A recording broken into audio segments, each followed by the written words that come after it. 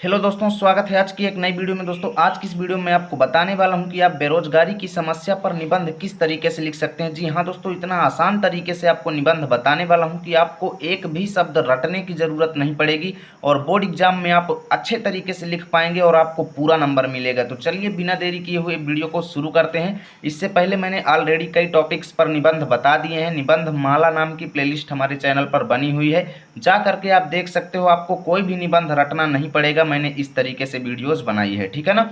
तो चलिए शुरू करते हैं आज की इस वीडियो को। आपको पूरा निबंध अच्छे तरीके से बताते हैं और देखिए इसी तरीके से बोर्ड एग्जाम में सेम आपको लिख करके आना है, कोई भी चेंजेस नहीं करना है। आपका पूरा अंक मिलेगा, एक भी नंबर नहीं कटेगा। देखो, तो किसी भी टॉपिक पर हमें निबंध लिखना है बोर्ड एग्जाम में, ठीक है ना। सबसे पहले मेन बात सुनो, किसी भी टॉपिक पर आपको निबंध लिखना है तो इस तरीके से हाईलाइटेड एग्जाम में कॉपी पर लिख देंगे, ठीक है ना। नीचे अंडरलाइन कर देंगे। ध्यान दीजिएगा, एग्जाम में लाल पेन का उपयोग नहीं करना है। मैंने यहाँ पर लाल पेन का यूज किया है ताकि आपको अच्छे से सब कुछ सजावटी दिखे, ठीक है ना।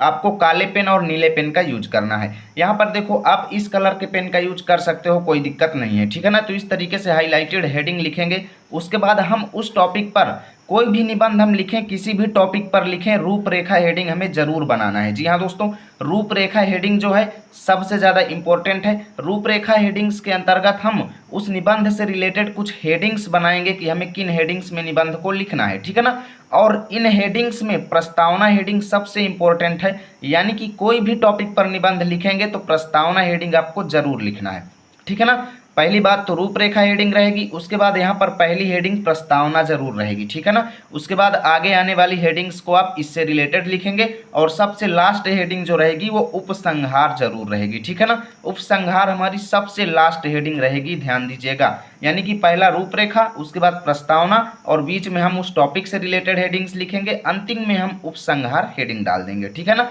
तो जैसे यहाँ पर देखो, हमने सबसे पहले रूपरेखा लिखा, फिर प्रस्तावना लिखा, उसके बाद बेरोजगारी का अर्थ हेडिंग हमने डाल दिया, ठीक है ना। बेरोजगारी किस कारण से होती है, बेरोजगारी का कारण हेडिंग हमने डाल दिया। बेरोजगारी को रोकने के उपाय क्या हैं, ये हेडिंग हमने डाल दिया। और उपसंहार हेडिंग हमने सबसे लास्ट में डाल दिया, ठीक है ना। यहाँ पर देखो, बेरोजगारी की समस्या से रिलेटेड हम सबसे पहले यहाँ पर प्रस्तावना में कुछ बातें लिखेंगे, ठीक है ना, कि हमारे भारत के लिए किस तरीके से एक अभिशाप के समान है, ठीक है ना। तो वो चीज़ें हम यहाँ पर लिखेंगे, उसके बाद इन हेडिंग्स में जाएंगे। तो इतना लिखने के बाद सबसे पहले अब हम यहाँ पर नंबर 1 पर प्रस्तावना हेडिंग डाल देंगे, ठीक है ना। तो यहाँ पर देखो कैसे लिखेंगे, बेरोजगारी की समस्या हमारे देश की एक प्रमुख समस्या है, ठीक है ना। इसी तरीके से आपको भी बना करके लिखना है, एक भी चीज़ें रटना नहीं है। बेरोजगारी की समस्या हमारे देश की एक प्रमुख समस्या है, यह दिन प्रतिदिन बढ़ती ही जा रही है। देखिए कितना सिंपल मैंने यहाँ पर लिखा है, ठीक है ना। इससे एक और गरीबी भूखमरी तो दूसरी ओर युवकों में आक्रोश तथा अनुशासनहीनता को भी बढ़ावा मिलता है। इसका मतलब ये है कि भैया बेरोजगारी की वजह से गरीबी भी आती है, भुखमरी भी आती है, तो दूसरी तरफ युवक लोगों में गुस्सा भी छाया हुआ है और उनका अनुशासन जो है वो भंग हो रहा है, ठीक है ना। क्योंकि होता क्या है कि जब बेरोजगारी आ जाती है तो भाई एक व्यक्ति जो है कम रेट पर काम करने लगता है ना। कोई व्यक्ति सोचता है कि जब तक पूरा रेट नहीं मिलेगा तब मैं काम नहीं करूंगा, और वहीं पर दूसरे कंपटीशन वाले क्या करते हैं, कम पैसे पर जा करके काम कर देते हैं, तो उनका अनुशासन यहाँ पर भंग हो जाता है। यानी कि इससे एक और गरीबी तो दूसरी ओर युवकों में आक्रोश तथा अनुशासनहीनता को भी बढ़ावा मिलता है। चोरी डकैती हिंसा एवं आत्महत्या आदि अनेक समस्याओं का मूल कारण बेरोजगारी है।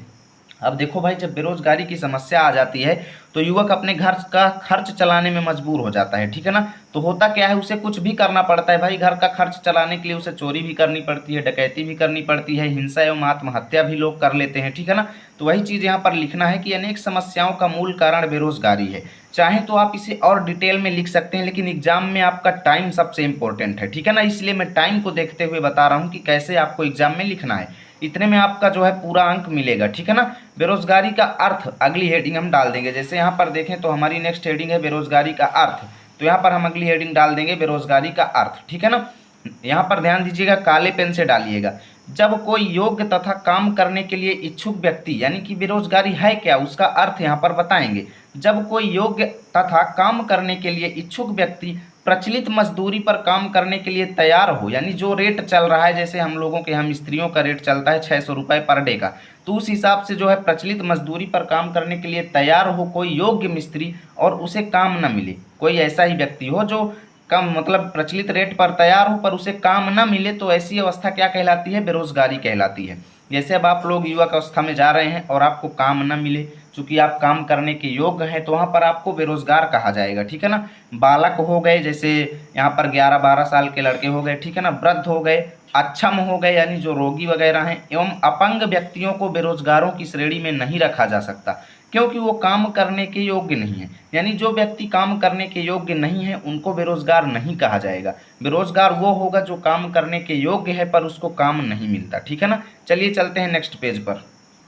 तो उसके बाद देखिए दोस्तों, यहाँ पर हमने अगली हेडिंग डाल दिया है बेरोजगारी का कारण। यानी रूपरेखा में हमने जितनी हेडिंग्स बनाई थी बारी बारी से उसी को लिखेंगे और उसके अंदर हम चीज़ों को व्यक्त करेंगे, ठीक है ना। तो बेरोजगारी का कारण हेडिंग है, देखिए इसके अंदर हम क्या क्या लिखेंगे। बेरोजगारी के कुछ प्रमुख कारण इस प्रकार हैं, ठीक है ना। जनसंख्या में तीव्र गति से वृद्धि हो गया, शिक्षा का अभाव हो गया, यानी इन चीज़ों की वजह से बेरोजगारी बढ़ती है। भाई जनता ज़्यादा तेजी से बढ़ रही है तो लोगों को उतना रोजगार कहाँ उपलब्ध हो पाएगा, ठीक है ना। शिक्षा का अभाव मतलब लोग पढ़े लिखे नहीं है भैया, कोई किसी के 10 बच्चे हैं, किसी के 12 बच्चे हैं, किसी के 15 बच्चे हैं, तो ये पुराने ज़माना के लोगों की वजह से सब हुआ है, ठीक है ना। तो वही चीज़ बता रहे हैं कि शिक्षा का अभाव हो गया, जनसंख्या में तीव्र गति से वृद्धि हो गया, वैज्ञानिक उपकरणों का अधिक मात्रा में उपयोग हो रहा है, ठीक है ना। अनेक प्रकार की मशीनों का निर्माण हो रहा है, यानी जैसे जेसीबी बनाई गई। भाई अगर जेसीबी नहीं बनती तो उस काम की जगह पर लोगों को यूज किया जाता। अब जैसे लोगों का काम वहाँ पर जेसीबी कर देती है तो लोग बेरोजगार हो जाते हैं, ठीक है ना। तो अनेक प्रकार की मशीनों का निर्माण, भारी संख्या में शरणार्थियों का आगमन, यानी दूसरे देशों से लोग हमारे देश में आकर के बस गए, ठीक है ना। मानसून की अनियमितता भी इसमें काफ़ी ज़्यादा काम निभाती है। श्रम की मांग एवं पूर्ति से असंतुलन जो है, एवं सरकारी नौकरियों में कमी, सरकारी नौकरियां बहुत कम मिल रही हैं, इस वजह से जो है पढ़े लिखे लोगों में काफ़ी ज़्यादा बेरोजगारी फैल रही है। तो इतने कारण आपको बता देना है, काफ़ी ज़्यादा हैं इतने, ठीक है ना। उसके बाद देखिए अगली हेडिंग हम लिखेंगे बेरोजगारी को रोकने के उपाय, कि भैया बेरोजगारी किस तरीके से रोकी जा सकती है, उस पर हम अपने कुछ सुझाव देंगे। जैसे देखिए बेरोजगारी को दूर करने के लिए निम्न तरीके अपनाना चाहिए। क्या क्या, जैसे देखो, जनसंख्या वृद्धि पर नियंत्रण करना चाहिए, परिवार नियोजन को विस्तारित करना चाहिए, यानी परिवार नियोजन का ज्ञान प्रत्येक व्यक्ति को होना चाहिए, ठीक है ना। शिक्षा को विकसित करना चाहिए, कुटीर उद्योगों का विकास करना चाहिए, यानी प्रत्येक घर में अपना घर का धंधा स्वयं सब लोगों को सोचना चाहिए, ठीक है ना। देश में व्यापक स्तर पर औद्योगिकरण शुरू करना चाहिए, यानी देश में अनेक उद्योग धंधे खोले जाने चाहिए, ठीक है ना। कृषि के विकास के साथ साथ पशुपालन तथा मुर्गी पालन को भी विकसित करना चाहिए। सड़कों का निर्माण हो गया, रेल परिवहन का विकास होगा तो इसमें लोगों को रोजगार मिलेगा, ठीक है ना। पुल निर्माण, मनरेगा को सुचारू रूप से चालू रखना इत्यादि, ठीक है ना। इन सब उपायों से हम क्या कर सकते हैं, बेरोजगारी को दूर कर सकते हैं। अब देखो लास्ट जो हेडिंग रहेगी हमारी उपसंहार, इसमें हम क्या करेंगे, अपने सजेशन व्यक्त करेंगे, यानी बेरोजगारी की समस्या पर हमारे क्या सुझाव हैं, प्रत्येक व्यक्ति के प्रति, सरकार के प्रति हम क्या सुझाव देना चाहते हैं, ठीक है ना। तो यहाँ पर हम लिखेंगे कि बेरोजगारी को दूर करने के लिए हमें एकजुट होकर प्रयास करना चाहिए एवं कम दरों पर काम नहीं करना चाहिए। हमें स्वयं का छोटा धंधा शुरू करके लोगों को रोजगार देना चाहिए, ठीक है ना। तथा बहुत ही ज़रूरत पड़ने पर मशीनों का उपयोग करना चाहिए, ज़्यादा से ज़्यादा मजदूरों को रोजगार देना चाहिए। इन सब तरीकों से हम बेरोजगारी की समस्या को दूर कर सकते हैं, ठीक है ना। तो इस तरीके से पूरा निबंध मैंने आपको बताया, ऐसे ही एग्जाम में लिखिएगा, पूरा नंबर आपको मिलेगा। देख सकते हो इतना ये पेज भर गया और एक पेज पूरा हमारा ये भर गया और एक पेज इधर हमारा पीछे तरफ भर चुका है, ठीक है ना। यानी कि 2-2.5 पेज हमारा निबंध हो गया है, इसमें हमारा एक भी अंक नहीं कटेगा। तो उम्मीद करता हूँ वीडियो अच्छी लगी होगी। इसका पीडीएफ चाहिए तो Telegram channel learn with RP join कर लीजिएगा, वहाँ पर पीडीएफ मिल जाएगा। मिलेंगे आपके साथ नए वीडियो में, तब तक के लिए जय हिंद जय भारत।